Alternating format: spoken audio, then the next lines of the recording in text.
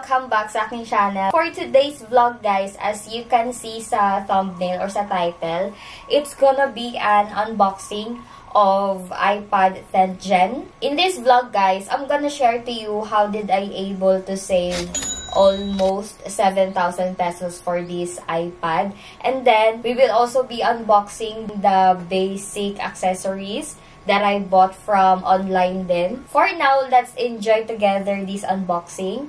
And after nyan, I'm gonna share to you the most interesting part, which is kung paano ako nakatipid.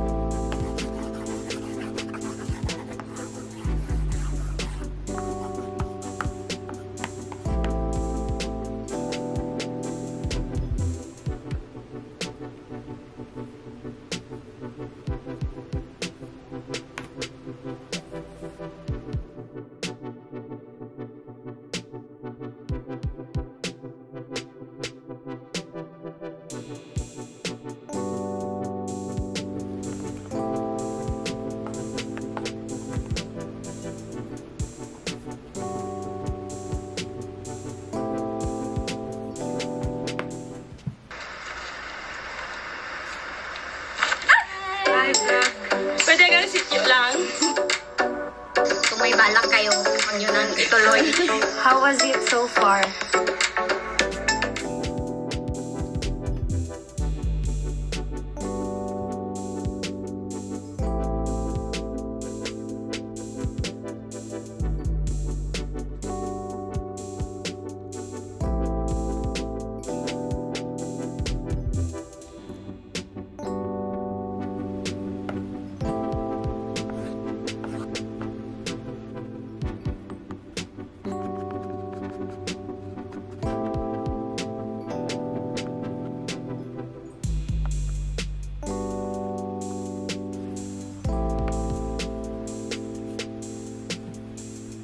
Now, for the most interesting part, I'm gonna share to you how did I able to save 7,000 pesos.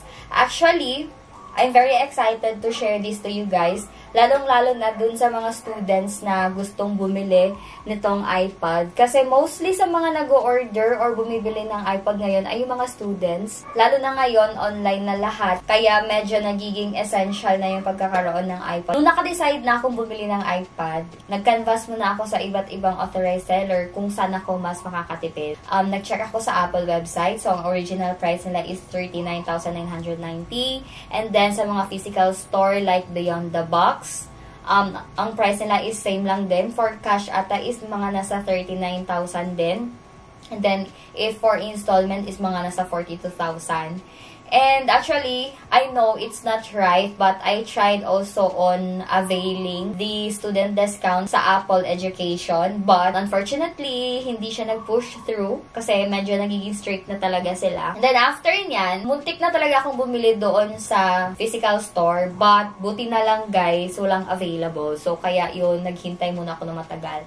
And then I tried to check sa mga online, sa Lazada and sa Shopee. But kasi nga, hindi basta-basta yung amount, pinili ko pa rin i-check yung mga shop sa Shopee or Lazada na authorized seller pa rin, which is yung Beyond the Box and The Loop. And coincident lang siguro guys, kasi nung December ako naghanap ng iPad and nag-canvas. So sabi ko, why not, hintayin ko na lang yung 12/12. So kaya yun, nag-sale ang The Loop by PowerMac. So ang iPad 10th Gen 256GB, ang original price nila sa The Loop is 42,490.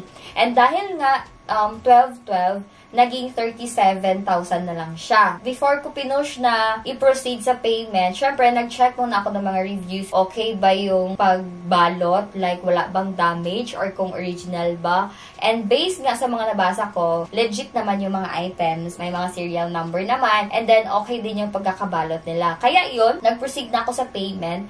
And then, nakita ko yung SPay later. Yung SPay later, para siyang yun yung credit card mo sa Shopee. And then, si Shopee yung nagde-decide kung magkano yung magiging limit mo. And yun nga, coincidence siguro kasi order kami ng order last time, tumaas yung limit namin. Meron dun sa mode of payment na pag ang gagamitin mo is SPay later, magbibigay sila ng discount. So yun, I tried the SPay later and surprisingly guys, from 42,000 na naging 37,000, naging 35,000 na lang siya guys gamit ang SPay later. And bonus pa guys kasi bibigyan kayo ni SPay later ng option for installment. So meron silang 3 months, 6, 9, and 12 months. Pwede mong i-take yung 3 months and 6 months na 0% interest. So, di ba guys, laking benefit na talaga nun. Lalo na pag student ka and ayaw mong mahirapan sa pagbayad. So, kaya, para ma-avail na talaga natin yung bonggang-bonggang benefit ni SPay later,